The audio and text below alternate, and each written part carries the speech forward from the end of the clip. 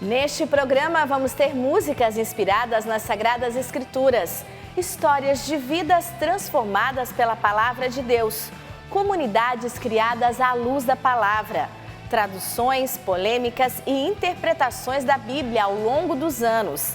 A Bíblia no meu dia a dia entre as gerações, uma visita à fábrica do livro mais vendido do mundo, métodos de estudos e traduções e ainda uma exposição artística ao ar livre que narra os principais acontecimentos da história do povo de Jerusalém. O repórter Canção Nova especial sobre a Bíblia está no ar.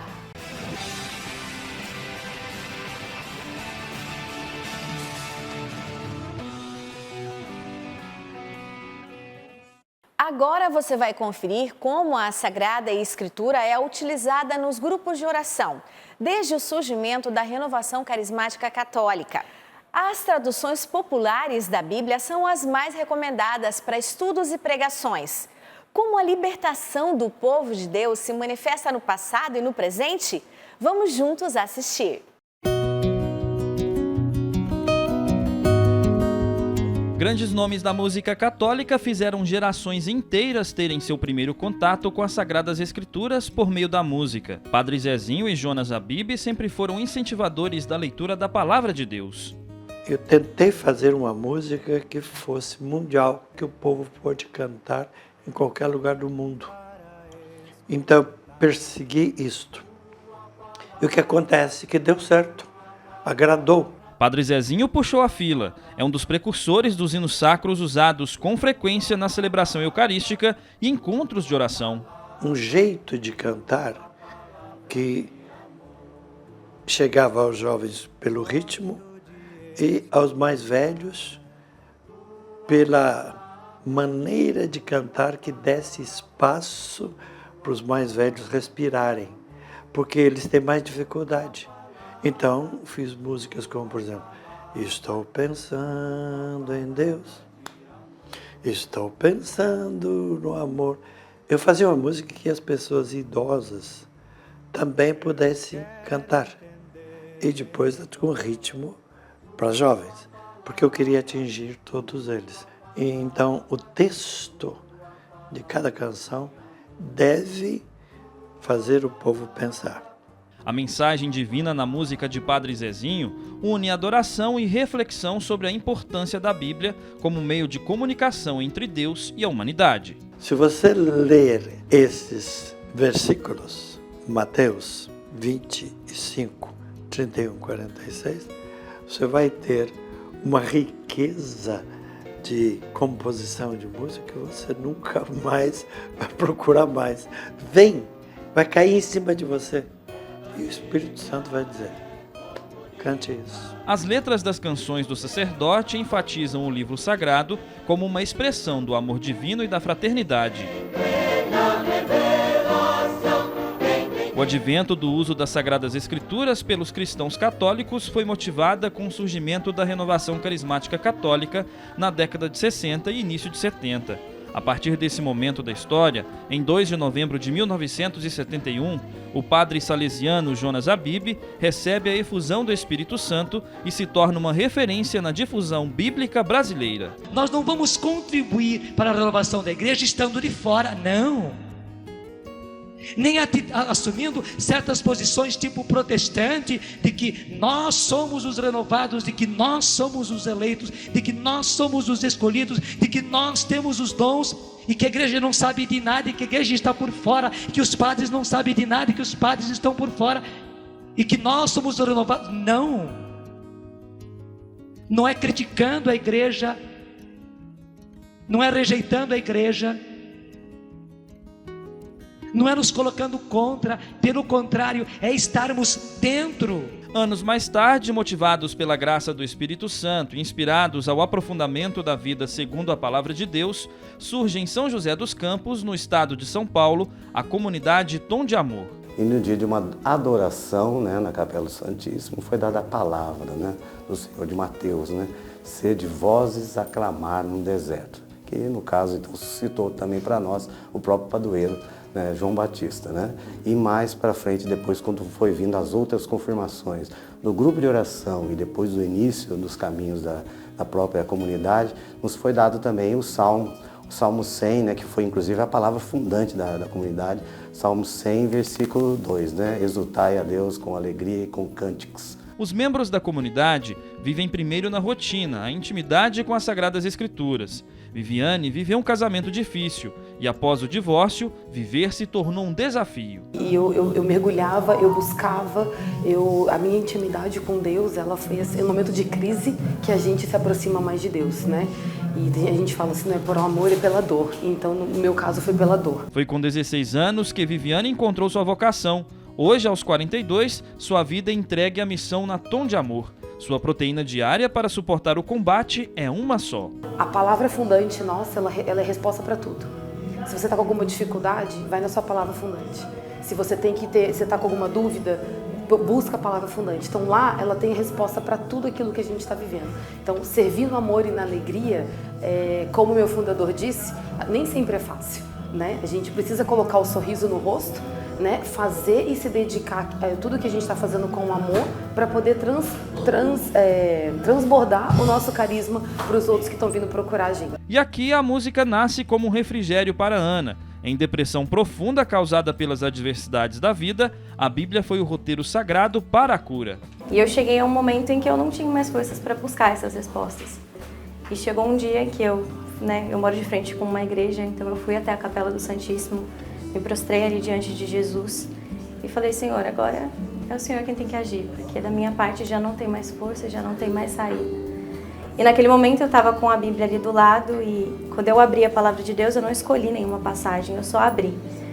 E foi muito profundo porque o tema que estava ali do capítulo era exatamente o que estava acontecendo na minha vida.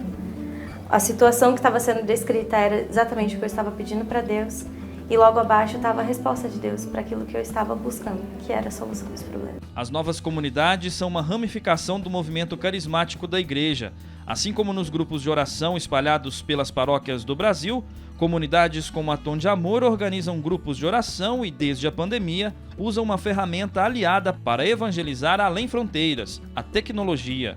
Nascemos da renovação carismática, bebemos desse carisma da renovação carismática.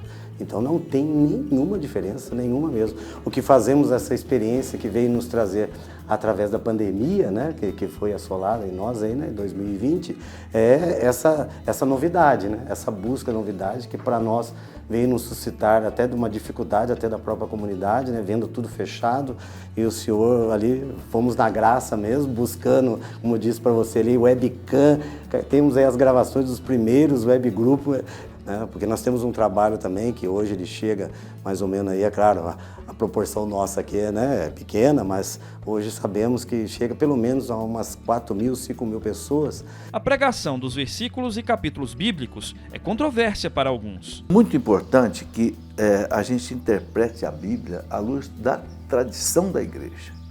Por quê? Porque quem montou a Bíblia, como eu disse, foi a tradição da igreja, né? Cristo concedeu à igreja o carisma da infalibilidade de interpretar. Veja que esse carisma foi usado quando a igreja montou a Bíblia. Nenhum livro da Bíblia traz o índice, foi a igreja que fez o índice da Bíblia. Desde os concílios lá do século II, século III, concílio de Cartago III, Cartago IV, tempo de Santo Agostinho, concílio de Trullos em Constantinopla, etc. A igreja foi purificando quais livros são inspirados pelo Espírito Santo. Então a igreja recebeu esse carisma de interpretar sem erro que livros são inspirados pelo Espírito Santo. Como pode a Igreja Católica ter feito a tradução bíblica? Teria ela beneficiado sua doutrina? Por isso que o documento do Concílio Vaticano II, a Dei Verbum, lá no número 10 da Dei Verbum, diz assim: o ofício de interpretar autenticamente a palavra de Deus, ou seja, sem erro, cabe exclusivamente ao magistério da igreja. O que vale a dizer é o seguinte: todos nós lemos a Bíblia, mas se surge uma dúvida, não sou eu nem você que vai dizer qual é a interpretação, é a igreja, a mãe igreja, porque ela recebeu o carisma de selecionar e interpretar. E a Bíblia teve essa repercussão muito grande porque a igreja analisou profundamente a Bíblia, e estuda ainda hoje. Você tem batalhões de teólogos, exegetas, hermenêuticas, biblistas, arqueólogos, paleontólogos, estudiosos das histórias, da história antiga, das línguas antigas, grego, hebraico, para entender. Então, a igreja, ela deu assim uma garantia para o povo da verdade da Bíblia. Santo Agostinho dizia: eu não acreditaria nos evangelhos se não fosse a autoridade da Igreja Católica. Vejam, Santo Agostinho, lá no século IV. Então, isso realmente deu uma segurança, vamos dizer assim, eu diria, em termos humanos, em termos até de ciência. A Igreja garante que a Bíblia não é uma fantasia, não é um mito, não é uma lenda. São Jerônimo viveu entre 340 e 420. Foi o secretário do Papa Dámaso e por ele encarregado de revisar a tradução latina da Sagrada Escritura. Essa versão latina feita por esse santo recebeu o nome de Vulgata, que em latim significa popular. É uma tradução da Sagrada Escritura e ele buscou os textos em grego e em hebraico, que são as línguas originais da Sagrada Escritura. E aí fazendo a tradução para o latim, por isso que é a Vulgata, porque o latim era a língua vulgar, ou seja, no sentido de popular, até uma língua internacional. Então, a Vulgata, feita por São Jerônimo, trouxe um grande benefício para a igreja, uma vez que, como era uma língua difundida, então difundiu-se também a sua tradução, levando então a Bíblia a vários lugares, a várias pessoas. Algumas traduções regem pregações e norteiam formações. Aqui para nós, talvez a mais antiga foi a Bíblia da Ave Maria, que foi talvez a primeira tradução assim, em português que ficou, né? E que é a Bíblia mais popular hoje na mão do povo, especialmente quando surgiu a renovação carismática católica. A Bíblia que o povo praticamente tinha era a Bíblia da Ave Maria, né? Mas depois temos hoje, por exemplo, a Bíblia da CNBB, né? Uma tradução mais recente.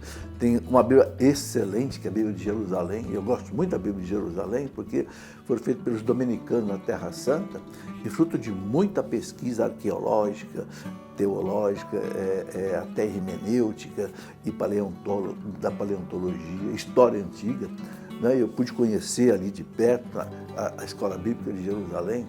Então, a Bíblia de Jerusalém, ela traz assim no rodapé informações muito valiosas. Eu tenho uma de Jerusalém e a Peregrino. Então, quando é me passado o contexto, o tema, eu gosto de dar uma olhada nas duas, porque são as duas que estão mais, se a gente pode dizer, né, não que as outras não estejam, mas elas estão mais embasadas. Tem coisas que a gente vê lá no Evangelho e o rodapé dela, ela é tão estudiosa, ela é tão convicta, né, naquilo que ela nos apresenta, que a gente consegue entender aquilo que lá no Antigo Testamento. Tem trechos de palavras de Daniel, Ezequiel, que acontecem no Evangelho, que a Sagrada Escritura da Bíblia Jerusalém, ela nos traz isso. O surgimento da proposta, né, de um mês dedicado à Sagrada Escritura começa lá no início da década de 70, na Arquidiocese de Belo Horizonte. A Arquidiocese de Belo Horizonte estava comemorando 50 anos de existência e, nas comemorações, se propôs um mês dedicado aí ao estudo bíblico pela comunidade que compunha aquela arquidiocese. Por que o mês de setembro? Justamente porque no dia 30 de setembro nós celebramos São Jerônimo. São Jerônimo é o padroeiro de todo mundo que se dedica a estudar a Sagrada Escritura. Tendo naquela ocasião dado muito certo essa proposta, a igreja no Brasil decidiu estender essa ideia, né, do mês de setembro ser dedicado ao estudo bíblico para toda a igreja no nosso país. Então, desde então, nós celebramos nesse mês de setembro, de modo especial, a Sagrada Escritura nas nossas comunidades paroquiais. Padre Jonas conseguia transcrever a necessidade da leitura bíblica. Destinei-te a seres luz das nações, a fim de que a minha salvação esteja presente até a extremidade da terra. Assim fala o Senhor, o Redentor e o Santo de Israel, aquele cuja pessoa é desprezada e que o mundo abomina. Ao escravo dos déspotas, reis virão e se levantarão, príncipes também se prosternarão, em consideração ao Senhor que é fiel, ao Santo de Israel que te escolheu. Assim fala o Senhor. Preste bem atenção agora, no tempo do favor, portanto no tempo favorável, no tempo certo, no meu tempo, eu te respondi. No dia da salvação, vim em teu auxílio. A nossa fé católica ela é baseada num tripé. Imagina um banco com 3 pernas, né? A Sagrada Escritura, a tradição e o magistério da igreja. Então, se você não faz um estudo bíblico, não conhece, ainda que minimamente, a Sagrada Escritura, na sua fé está faltando um pé. Esse banco pode cair, vai desequilibrar. Haverá um desequilíbrio na sua fé. Então, para que nós tenhamos, de fato, uma fé católica, é preciso que nós, católicos, conheçamos, façamos o estudo da Sagrada Escritura. Todos nós possuímos, somos herdados pelo Espírito Santo desta graça dos dons. A minha voz ecoe a voz de Deus. Porque se não for a voz de Deus, ela vai ser a minha voz e ela vai ser totalmente errada para as pessoas. Então precisa ser a voz de Deus que vai ecoar. E diante de compreender a voz de Deus, nós precisamos ter o discernimento daquilo que Ele está falando. E o discernimento daquilo que Ele está falando vai vir através da intimidade com a palavra de Deus. É que eu faço o melhor que eu consigo. E às vezes eu me chateio porque eu não consigo ser o mais que eu poderia ser, né? Mas dentro daquilo que eu consigo como ser humano, eu faço o melhor que eu posso. Seja no passado, na rotina do presente ou desafiando os rumos do futuro, a Sagrada Escritura é um livro atemporal, roteiro para a mudança de vida, cura do coração, confiança no poder da fé e esperança para os desesperados. Esse é o poder da Bíblia. A Bíblia é palavra de Deus. E sendo palavra de Deus, ela é viva. Você vê que quando a Bíblia fala dela mesma, né? Pega a carta aos Hebreus, capítulo 12, versículo 4, né? O autor da carta aos Hebreus diz: a Bíblia é viva, eficaz, mais penetrante que uma espada de 2 gumes. Ou seja, a pessoa que lê a Bíblia com fé, ela é tocada pela Bíblia. Porque ali é palavra de Deus, é o verbo que fala a pessoa ali. As histórias da Bíblia, do Antigo e do Novo Testamento, tem muito sofrimento. Mas também tem muita inspiração. Sim, gente, nós estamos agora no tempo da graça, no tempo favorável, no dia da salvação. São Paulo vai retomar isso lá na segunda carta aos Coríntios, capítulo 6, e vai dizer: agora é o tempo favorável. E eu estou lhe dizendo: agora é o tempo favorável. Isaías já profetizou: agora é o tempo favorável, agora é o dia da salvação de São Paulo. E eu posso dizer: agora, para o Brasil, para essa nação, chegou a hora dessa nação. Lá foram aquelas nações, agora é a hora desta nação. O Senhor quer atingir nações, saiba disso. Eu jamais esquecerei você, órfão não lhe deixarei, eu jamais esquecerei o que é meu.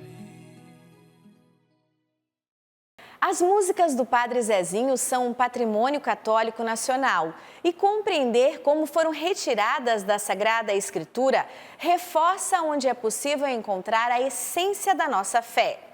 E no próximo bloco, vamos ver como começou o método A Bíblia no Meu Dia a Dia, criado pelo fundador da comunidade Canção Nova. Vamos para uma pausa breve e o programa volta já.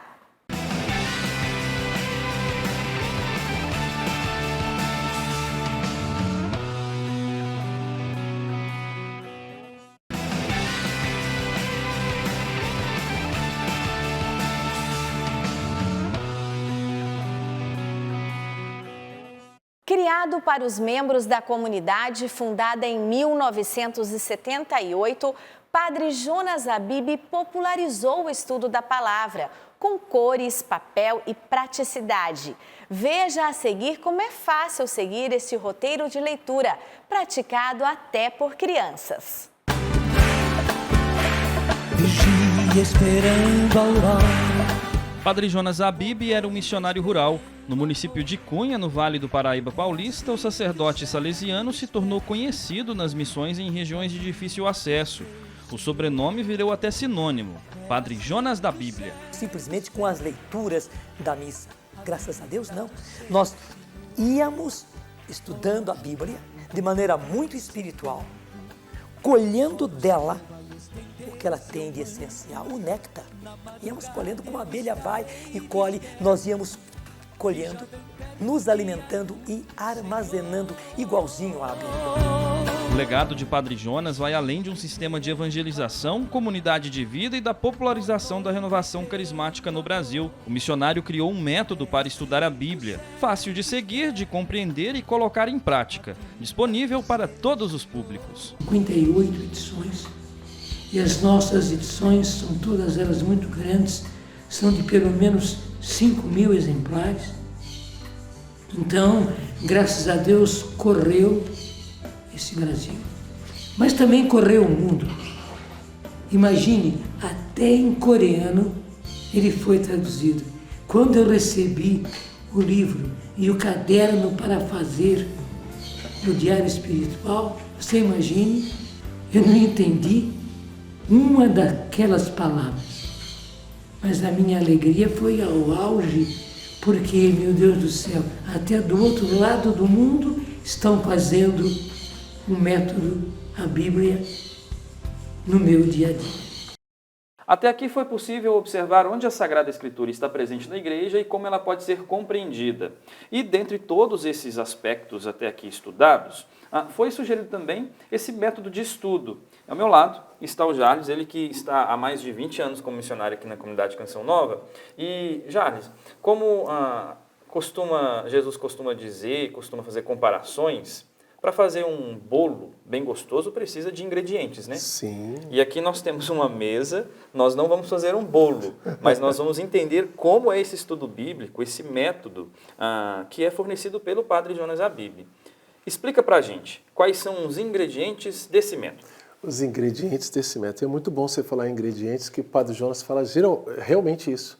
E aqui, nesse livrinho do método, é uma receita de bolo. Se você seguir, vai sair um bom bolo daqui. E quais são os ingredientes? Primeiramente, a Bíblia, né? Sem Bíblia não tem jeito, né? É o principal ingrediente. Outro que você vai precisar também são as canetas coloridas, né? Não dá para pegar aqui minha Bíblia agora, mas depois você vai ver na Bíblia, não só minha, mas de muitos outros que realizam esse método, tudo marcadinho, com várias cores diferentes. Isso aqui é didático para que a gente identifique as realidades do método. Precisamos também de um caderno para anotar, que vai ser o nosso diário espiritual. E o método, a Bíblia no meu dia a dia, ele está na nossa história fundacional. Porque o Padre Jonas, ele, ao pregar o encontro para os jovens, não é? Ele estava fazendo aqueles encontros a pedido de Dom Afonso de Miranda, que era o bispo na época, e no caminho, no dia que ele ia ensinar o método da Bíblia no meu dia a dia para os jovens, Deus colocou no coração dele para chamar esses jovens, para que eles viessem dar um ano da sua vida na evangelização com ele. Dito sim, o processo evoluiu. A Canção Nova cresceu e o método agora é também um programa na TV. Cada vez, nesse programa, nós teremos um apresentador, um companheiro, um amigo, e de tempos em tempos essa pessoa será mudada. Por quê? Para você se identificar, mostrando que o estudo da Bíblia é para todos, sem exceção. Até para pessoas de idade, até para crianças que mal e mal aprenderam a ler e escrever. É para eles também este método. Então, não estranhe, teremos vários apresentadores. Eu estou apresentando o primeiro programa, mas é só o primeiro programa. Nós teremos muitíssimos, porque vamos passar a Bíblia. Vai ser uma beleza. Você vai ver. Eu tenho a certeza que você acompanhará. E onde eu vou, as pessoas dizem, nossa, como tem me ajudado, porque eu tinha dificuldade, agora eu estou entendendo, agora eu estou saboreando a palavra, agora eu estou aplicando a palavra no meu dia a dia. Então é exatamente essa a intenção da Canção Nova e foi essa a intenção do nosso pai fundador em nos deixar essa herança. Já fazer um compromisso de ler a Bíblia todos os dias. Padre Jonas tem 6 regras de ouro, né? E a mais importante delas é ler a Bíblia todos os dias. Você tem que ter esse compromisso, eu vou ler todos os dias. Então, dentro dessas regras, você estabelece que todos os dias você vai fazer o seu estudo bíblico. Isso já marca 1 hora. né? Que é a outra regra de ouro. Aí você já vai e procura um lugarzinho adequado para você ficar, onde não tem barulho. Então é importante ter disciplina, disciplina. rotina. Aí entra essas partes aqui também. Tem que ter a caneta na mão, você tem que ter um caderno para você fazer as anotações. Ambiente agitado já não é... Já é difícil. É claro que, depois de treinado, você aprende a fazer mesmo em ambientes agitados, de guerra. Não é algo que, assim, que a gente quer, né?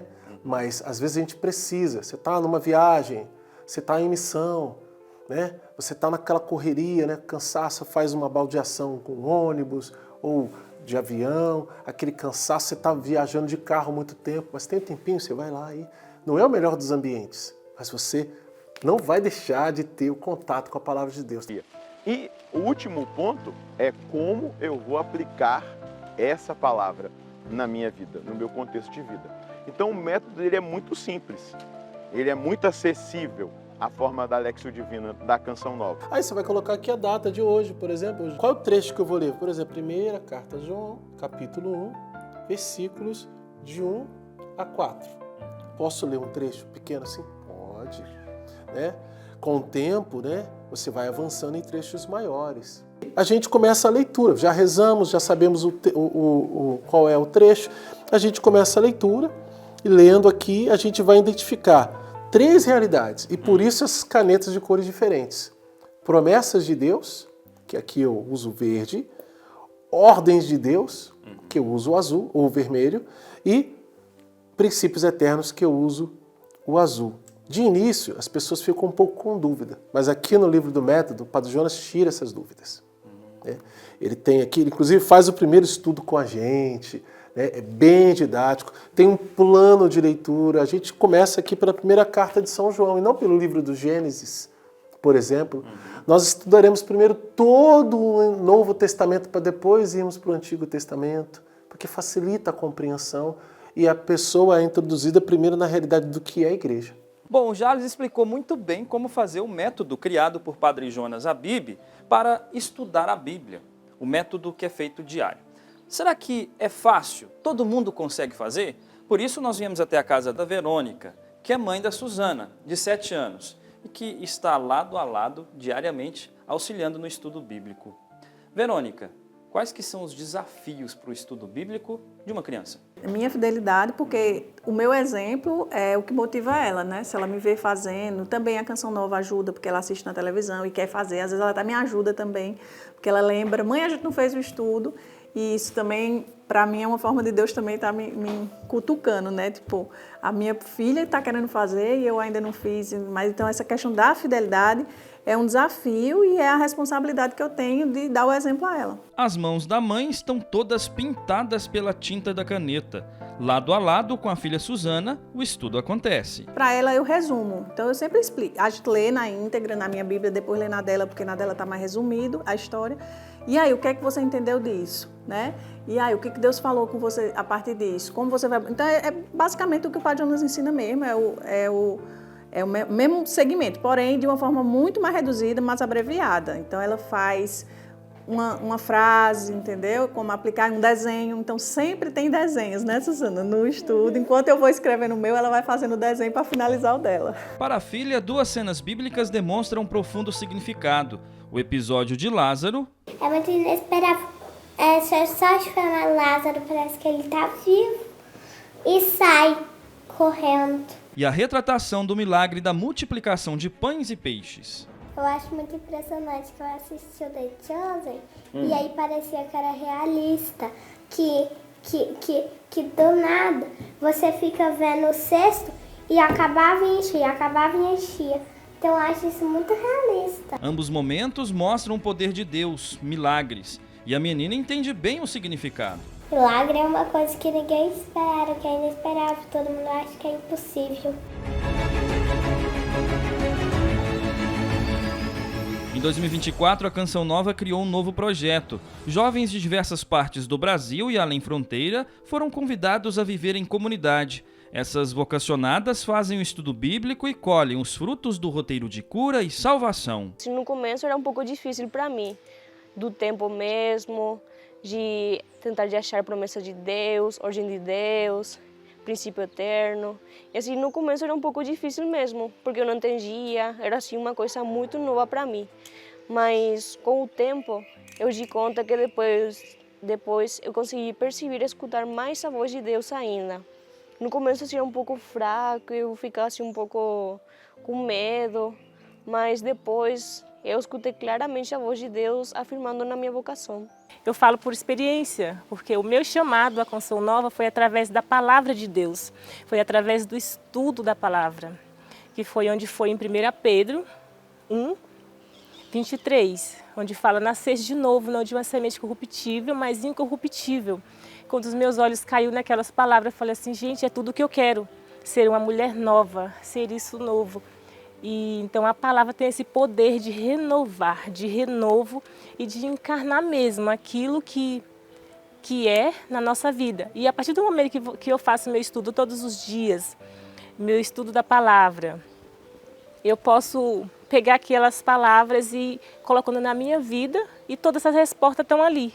Ali eu descobri o amor verdadeiro que Deus tem por mim, onde Jeremias 31, 3 fala: eu te amei com amor de eternidade. Leitura bíblica em dia, hora marcada e lugar escolhido. Ambientes de oração, espaços importantes para o processo vocacional de cada uma delas. Chegando aqui, o carisma tem essa graça, uma graça sobrenatural que preenche essa saudade, esse vazio, que muitas vezes a gente vai sentir, mas que não é um peso. É uma graça mesmo. Muitas vezes o estudo da palavra foi o consolo que eu precisava. Assim, os tempos fortes, os meus processos mesmo. Então foi a mão de Deus me pegando como para vir de novo no caminho mesmo. Então, a parte de salvar na minha vida, salvou a minha vocação. Diante do momento devocional extraído do estudo bíblico, a mensagem de Deus para cada criatura é única e, como pedra preciosa, deve ser guardada. Aí que está. A riqueza do método está aí, porque quando nós escrevemos, aquilo se grava na mente, no coração. Então, deixe de preguiça. É tão simples. Pegue e escreva. E como muita gente já testemunhou, você poderá testemunhar também como isso foi útil, como isso fez a diferença na sua vida. A mensagem de Deus, para mim, é assim que o servo espera a vinda do seu Senhor. Estou impressionada com a inteligência da Suzana. Com apenas 7 anos, ela já conhece a Sagrada Escritura melhor do que muita gente por aí. E como é prático fazer o estudo bíblico, viu só? Sem complicações. A seguir, vamos conhecer a maior obra de arte ao ar livre, que ilustra os momentos marcantes da história cristã. Daqui a pouco a gente volta.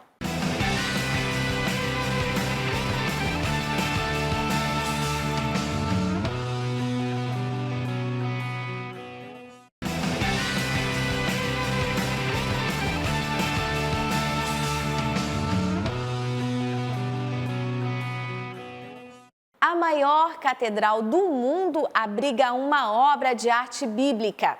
Os mosaicos do Santuário Nacional de Aparecida são uma representação fiel da história cristã narrada pela Bíblia. E ainda uma fábrica de Bíblias.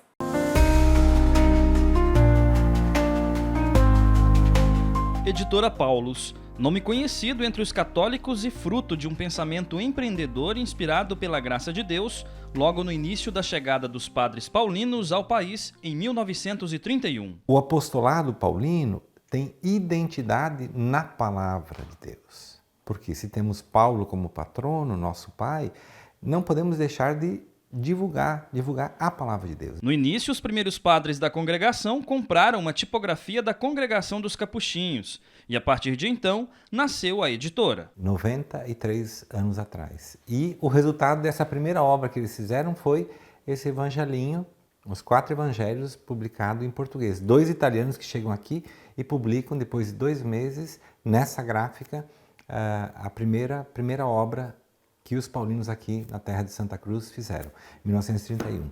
E dali em diante, na Vila Mariana, nós começamos a nossa atividade, seminário, gráfica, sempre muito ligado, porque a nossa vida está associada à produção editorial, à produção de conteúdos para a evangelização. O carisma paulino está enraizado na produção editorial, um dos alicerces da congregação, evangelizar por meio da comunicação. Já nos primeiros anos, em 44, nós publicamos a Bíblia Matos Soares em 4 volumes.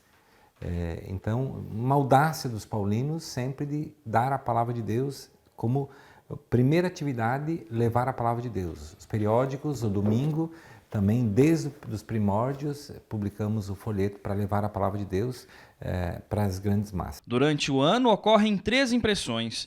Todos os setores se concentram na diagramação, montagem, costura e conferência. Um processo para entregar mais de 1 milhão de exemplares prontos para a evangelização. Um processo de costura que ele é muito lento. Então a gente fazíamos caderno a caderno. Então a produção de 100 mil Bíblias chegava a ficar 4 meses dentro da nossa produção. Hoje, com a tecnologia, com os avanços, esses 4 meses eles passaram a ser 4 dias de produção no acabamento. Então a evolução ela vem acontecendo de N formas, né? E vão aparecendo coisas. Por exemplo, hoje nós temos condições de rodar Bíblias em cromia, ou seja, Bíblias com 4 cores. Né? O mercado acostumado a ter uma Bíblia tradicional com uma cor ou 2 cores, né, que retratam o Evangelho. Hoje não, nós temos capacidade de fazer uma Bíblia e agregar mais valor a ela. Dando a palavra de Deus para as pessoas, né? Da maneira simples, de diversas formas, encadernado, livros, Bíblias com luxo para os diversos públicos. Então, nossa vida, os paulinos, em termos de igreja, porque somos igreja, nós nos identificamos com essa missão de dar a palavra de Deus nos diferentes formatos e nas diferentes traduções. Para quê? Porque as pessoas compreendam verdadeiramente o texto bíblico que está sendo lido. Hoje, quando eu vou nas igrejas, eu vejo aquele folheto, as pessoas utilizando. Eu vou nas casas e vejo uma Bíblia nossa aberta ou numa estante. Eu acho que isso me faz sentir parte desse processo de evangelização. Saber que tudo aquilo ali, por um momento, passou por minhas mãos. Isso aí, para mim, é muito importante. Arnaldo, dá para imaginar o quanto o seu trabalho é importante. A palavra de Deus chegando a todos os cantos dessa grande nação.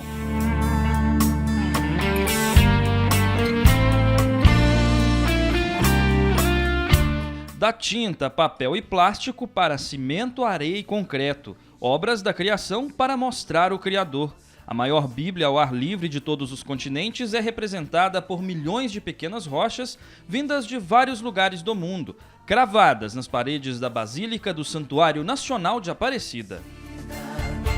Aqui estão vossos devotos. A maior Bíblia a céu aberto do mundo. É um projeto bíblico e catequético, onde através da palavra de Deus, da arte sacra, nós comunicamos também essas boas novas, né, das Sagradas Escrituras.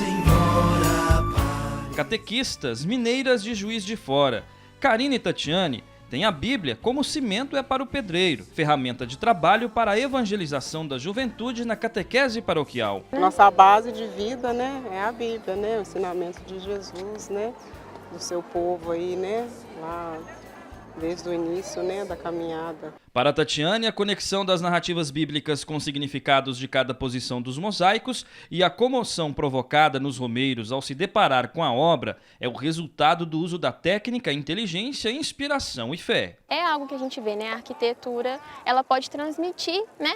De uma maneira em formato construtivo, sentimentos, né? A conexão das pessoas, igual aqui na Basílica, em relação à fé. É algo que é muito importante para quem vem aqui. Às vezes a pessoa nem percebe, mas o mosaico ele vai trazer esse sentimento, essa conexão, né? Essa afetividade, né? O mosaico ele também te convida a querer tocar, assim, né? Chegar perto, porque você, né? De longe você vê o desenho, o formato, e de perto você vai vendo ali aquelas pedrinhas, aquela construção. Então, para a criança é algo também muito interativo. A arquitetura neorromânica, com suas paredes revestidas de tijolos aparentes e rústicos, divide espaço com ilustrações bíblicas. Dizer impressionante para a dimensão de tudo isso é muito clichê. Bom mesmo é ver de pertinho. Pela minha reação, você pode imaginar.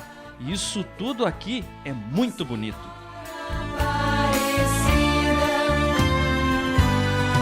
da Bíblia, a gente vê melhor, né, do que só ler na Bíblia. Então, assim, eu acho muito lindo, né, porque a gente consegue compreender melhor tudo que se passou, né, com a vida de Jesus e de Maria, enfim. Aparecida é uma das rotas das amigas para visitar a filha na capital carioca. A mãe carrega no peito saudade e passa em Aparecida para levar bênçãos. A arte é linda, é fundamental, né? E a gente sente esse poder. Quando a gente chega aqui já é muito mágico e a gente vê essas belezas como a Anunciação aqui, que a gente vê 3 mosaicos maravilhosos. Só enche o nosso coração de fé, na verdade, e deixa a gente ainda mais certo, né? Da fé que a gente tem. Todos os fiéis que chegam aqui no santuário, né, são impactados por essas imagens, né? Mas essas imagens revelam algo muito maior, algo muito mais esplendoroso, né? Um sinal que aponta para algo muito maior. E a palavra de Deus ao céu aberto aqui em Aparecida, acho que tem um significado muito grande na nossa vida, na vida de todo cristão católico, né? A palavra de Deus que deve ser luz para iluminar a nossa caminhada. Então chegar aqui e poder, de uma forma tão bela, contemplar os passos da nossa criação. Em alguns anos, todas as fachadas da Basílica serão ornamentadas com mosaicos. E tudo isso segue um roteiro pensando nos detalhes e seus significados. Na nave norte estão cenas do Êxodo, ao sul a ressurreição, a oeste será Gênesis e a leste cenas do Apocalipse, com obras em andamento. O projeto começa em 2019 e a primeira finalizada foi a fachada norte, na frente, na entrada principal do santuário. Lá nós apresentamos o livro do Êxodo. Lá nós falamos, através da arte, sobre a libertação do povo hebreu, o povo que sai do Egito rumo à terra prometida, rumo a Canaã. Mas essa terra prometida é uma terra temporária. Aqui na Sul nós veremos esta ressurreição de Cristo, né, como a certeza da Jerusalém celeste, que é essa terra que nós chegaremos, a terra plena, né? Em Cristo Jesus, através da sua ressurreição. A libertação do povo hebreu, representada pelo livro do Êxodo, foi montada em mosaicos de diferentes formatos e cores. E a fachada norte, Mateus, ela é a entrada, a frente principal do santuário. Então, o ponto de partida para essa libertação, que o povo parte, né, ali da terra, o povo israelita rumo à terra prometida, é o Êxodo. É justamente esse início desse projeto de salvação de Deus na história da humanidade. Deus que tira o povo dessa situação de escravidão para os conduzir a uma terra prometida. Mas temos outra cena também muito conhecida na história de Moisés, que é justamente a travessia no Mar Vermelho, onde em direção a Canaã, Deus faz o povo atravessar, né? Fugindo ali do Egito, atravessam o mar rumo a essa libertação. Nós falamos de elementos simbólicos, então é interessante nós notarmos como os artistas representam o povo hebreu atravessando ali o Mar Vermelho, mas não com características hebreias, e sim com características do nosso próprio povo brasileiro. Ali atrás de Moisés nós conseguimos ver o pardo, o negro, o índio, para simbolizar essa libertação de Deus não específica a um povo, mas também a nós, né? A toda a humanidade, inclusive a nós, o povo brasileiro. A ressurreição de Cristo, na certeza da Jerusalém Celeste por meio da promessa de um novo tempo, narrada nas Sagradas Escrituras, está na nave sul. Por aqui passam os romeiros de Nossa Senhora que chegam pela Via Dutra. Abaixo da egípcia nós temos a cena em que José mata um egípcio. Ele lida com o sofrimento do seu povo, né, com a opressão do povo, nunca havia se esquecido da sua origem, e acaba aqui tentando fazer justiça com as próprias mãos, né, e acomete esse assassinato. Ele foge do Egito para não ser punido e vai para a região de Madiã, onde ele conhece seu sogro Jetro, se casa com a filha de Jetro, Séfora, e ele se torna o pastor do rebanho de Jetro. E quando vai apacentar o rebanho, é que ele tem esse encontro com Deus ali na sarça ardente.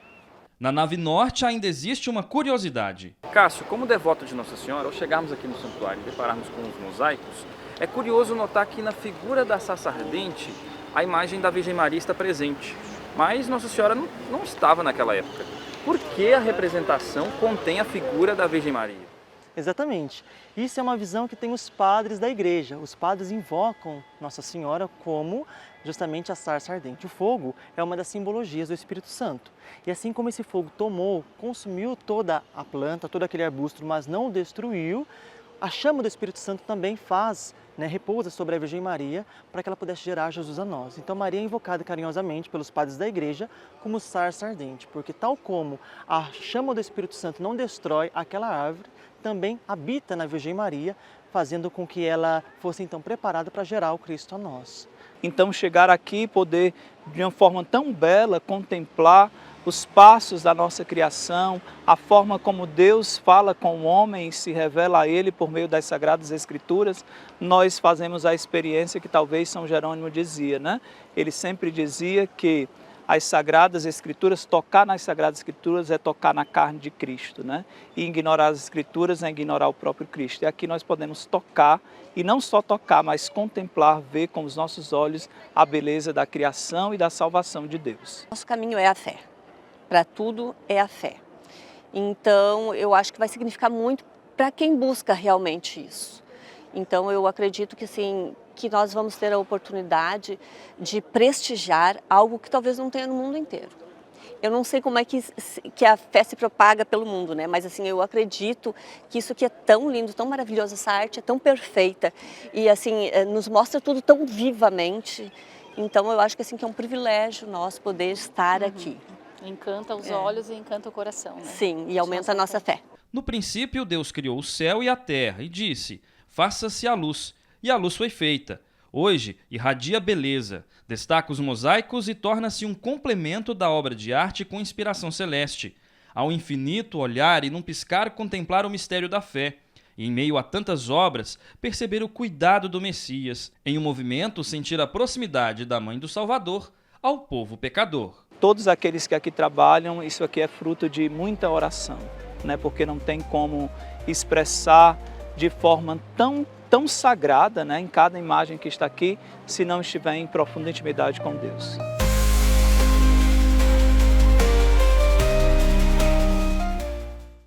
Eu mesma já fui diversas vezes até Aparecida para admirar os mosaicos. É um passeio incrível. E termina aqui o Repórter Canção Nova. A edição na íntegra está no nosso canal no YouTube e no Canção Nova Play. Espero você no próximo domingo. Um abraço apertado e até lá!